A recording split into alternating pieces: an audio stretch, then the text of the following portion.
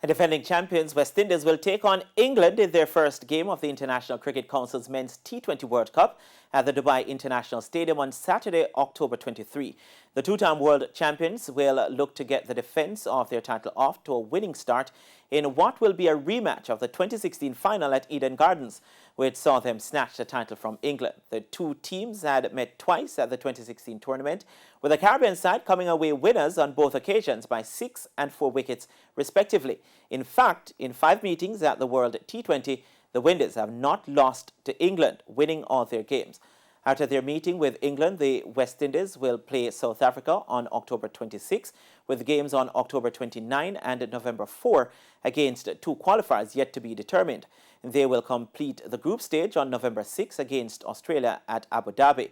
The top 2 teams from each group will advance to the semi-finals set for November 10 and 11, with the final on November 14 in Dubai. West Indies are the only team to win T20 World Cup twice, or the T20 World Cup twice. They did so in 2012 against Sri Lanka and 4 years later against England in